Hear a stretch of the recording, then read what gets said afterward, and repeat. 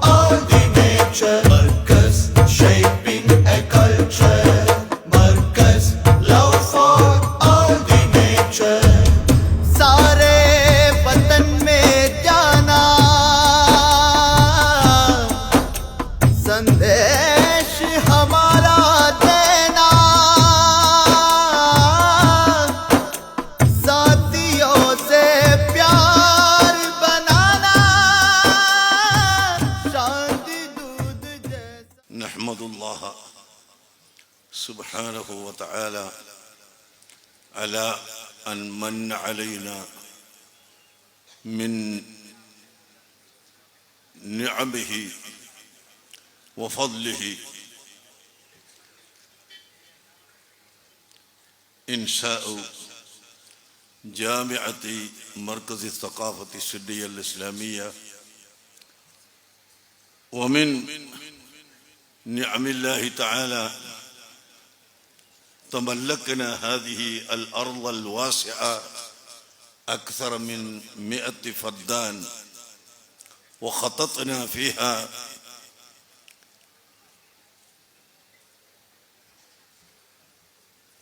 أمورا كثيرة.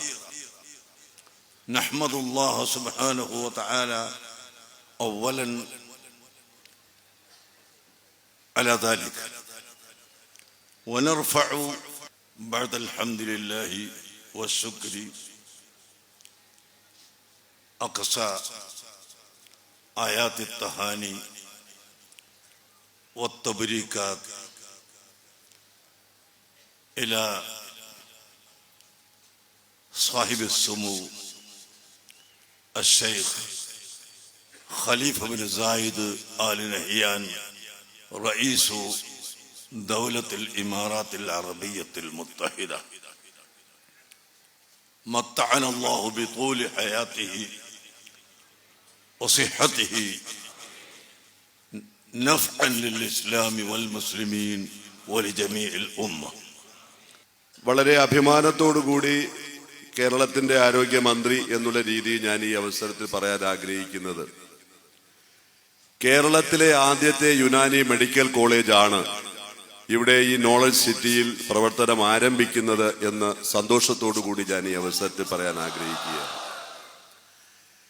ഇന്ത്യയിൽ Unani medical college 50 medical കോളേജുകളുണ്ട്. അതെല്ലാം government തലത്തിലും മറ്റു തലത്തിലും സ്വകാര്യ മേഖലയിലും പ്രവർത്തിക്കുന്ന കോളേജുകളാണ്. കേരളത്തിലും ഗുജറാത്തിലും മാത്രമാണ് യുനാനി മെഡിക്കൽ കോളേജ് ഇല്ലാതിരുന്ന 2 സംസ്ഥാനം. അഭിനന്ദനായ ഉസ്താദിന്റെ നേതൃത്വത്തിൽ ഇവിടെ ഈ നോളജ് സിറ്റി ആരംഭിക്കുവാനുള്ള തീരുമാനമെടുത്ത് ആദ്യമായി യുനാനി കോളേജ് ആരംഭിക്കണം എന്നുള്ള നിർദ്ദേശം അപേക്ഷ സംസ്ഥാന ഗവൺമെന്റിന് ലഭ്യമായപ്പോൾ തീർച്ചയായിട്ടും ഈ വിദ്യാഭ്യാസ രംഗത്ത്, പ്രത്യേകിച്ച് ആരോഗ്യ വിദ്യാഭ്യാസ രംഗത്ത് പരമ്പരാഗതമായിട്ടുള്ള നമ്മുടെ ചികിത്സാ സമ്പ്രദായത്തിന് കൂടുതൽ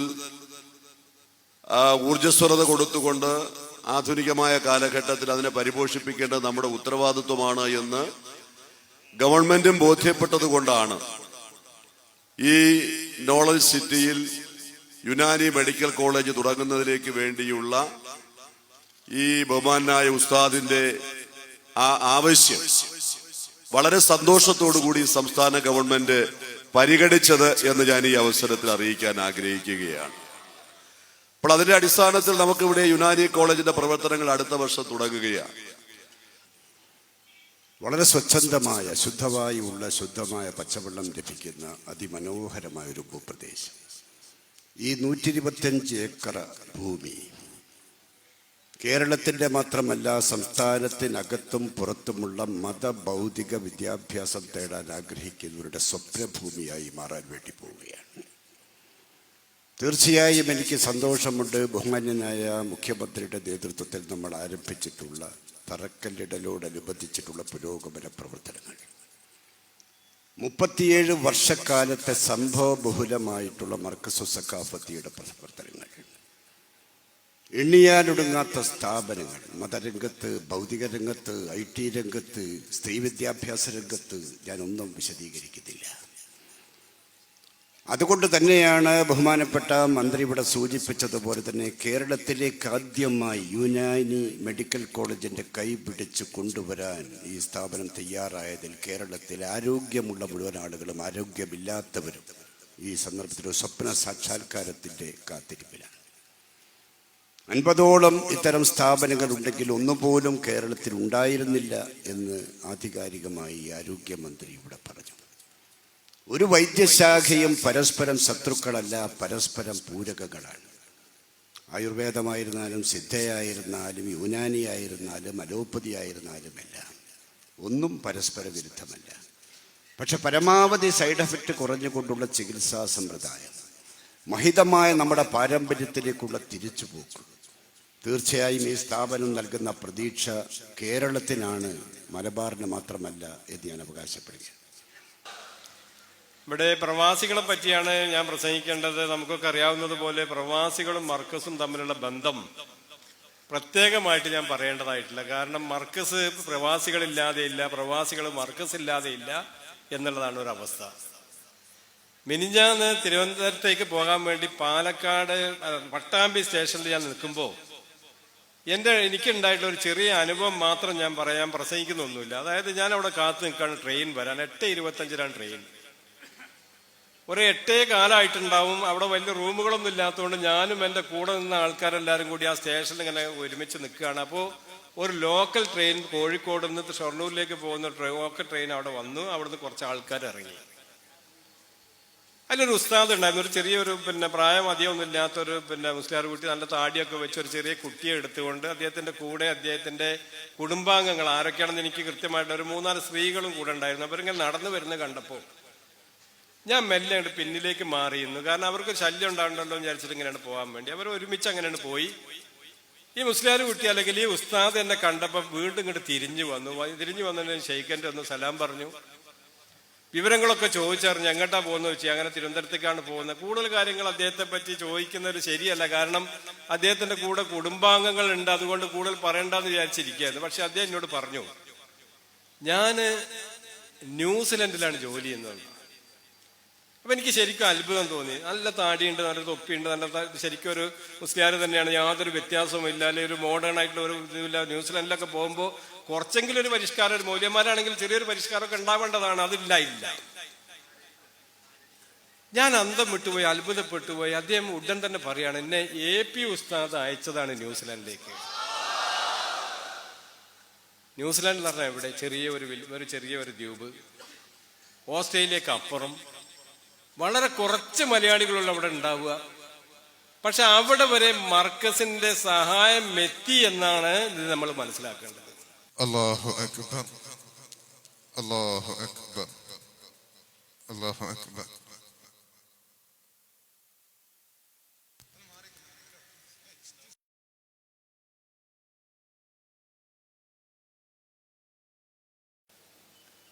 ആത്മീയ കാര്യങ്ങളോടൊപ്പം തന്നെ മനുഷ്യന്റെ ജീവഗന്ധിയായ പ്രശ്നങ്ങൾ കൈകാര്യം ചെയ്യുന്നു എന്നുള്ളതാണ് കാന്തപുരം ഉസ്താദിന്റെ ഏറ്റവും വലിയ പ്രത്യേകത.